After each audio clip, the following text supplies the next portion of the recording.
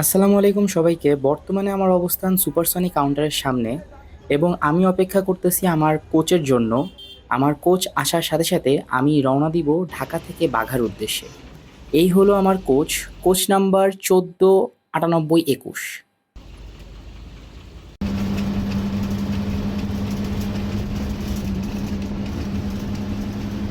গাড়িতে আগে থেকে যাত্রী থাকার কারণে আমি আপনাদেরকে গাড়ির ভিতরের ইন্টেরিয়র দেখাতে পারলাম না।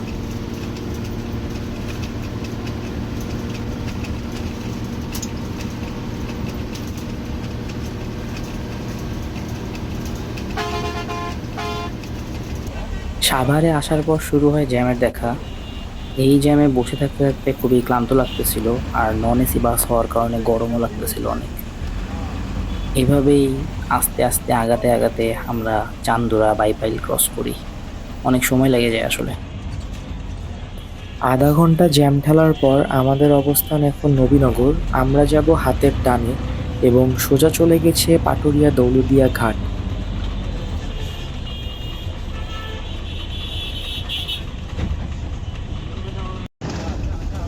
বাইপাইলের এখানে ফ্লাইওভারের কাজ চলার জন্য এই জায়গায় প্রচুর জ্যাম থাকে এবং সেদিন বিকালবেলা গার্মেন্টস ছুটি হওয়ায় এই জায়গায় অনেক অটোরিকশা মানুষের হট্টগোল ছিল।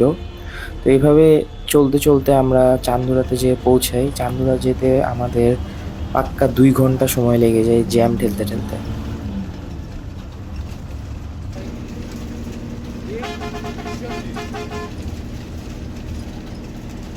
এটা হলো ঢাকা টাঙ্গাইল হাইওয়ে। আমাদের এই হাইওয়েতে উঠার কথা ছিল সন্ধ্যা 6টার সময়, বাট হাইওয়েতে উঠতে উঠতে সময় লাগে 8টা। তো মানে রাস্তায় অনেক জ্যাম ছিল সেদিন। নর্মালি ঢাকা থেকে বাঘা যাইতে সময় লাগে 5 ঘন্টা 5.5 ঘন্টার মতো, বাট অতিরিক্ত জ্যাম থাকার কারণে সেদিন আমাদের 8 ঘন্টার মতো লেগে যায়।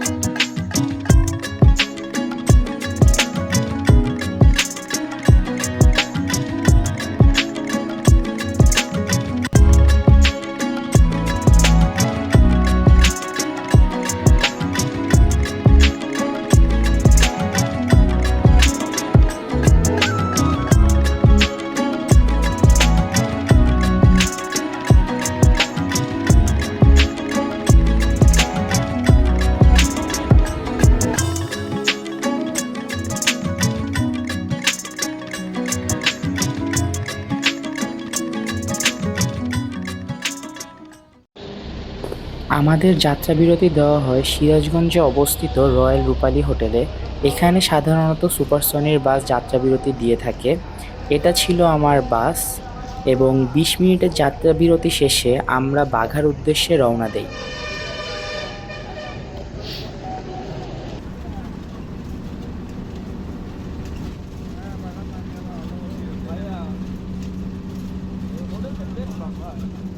এটা হলো ঢাকা সিরাজগঞ্জ হাইওয়ে এবং এই রাস্তাটা খুবই সুন্দর। রাস্তার 2 সাইডে গাছ এবং এক সাইডে সার্ভিস লেন।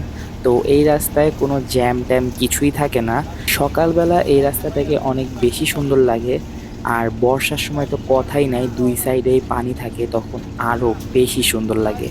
এখান থেকে বনপাড়া যেতে হয়তো আর 40 মিনিটের মতো লাগবে।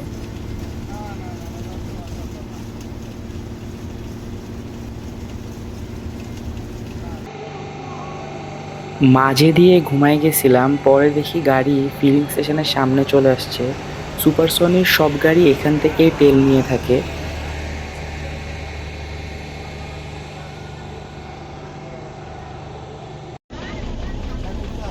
এটা হলো ঈশ্বরদী রেলগেটের সামনে। এখানে আসার পরে বাসের প্রায় 90% যাত্রী খালি হয়ে গেছে। এখন জাস্ট হাতে গোনা 4-5 জন যাত্রী নিয়ে আমরা বাঘার উদ্দেশ্যে যাব। এটা হলো গাড়ির ভিতরের অবস্থা এবং এটা হলো গাড়ির ইন্টেরিয়র, যেটা আমি আপনাদেরকে প্রথমে দেখাতে পারি নাই।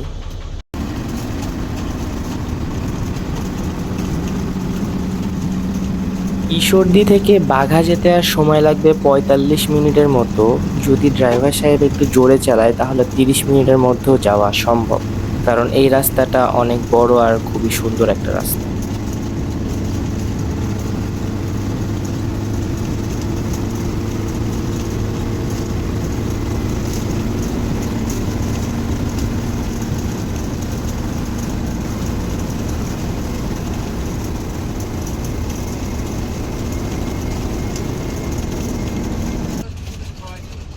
8 ঘন্টার যাত্রা শেষে আমি বাঘাতে পৌঁছালাম। এখানকার রাস্তা একটু ভাঙাচোরা। সামনে আম চত্বরে আমি নেমে যাব এবং বাসটা তার কাউন্টারের দিকে চলে যাবে। বাসের 3 জন স্টাফকে বিদায় জানিয়ে আজকের ভিডিও এই পর্যন্তই শেষ করলাম। দেখা হবে পরবর্তী কোনো ভিডিওতে। ততদিন পর্যন্ত সবাই ভালো থাকবেন, সুস্থ থাকবেন। আল্লাহ হাফেজ।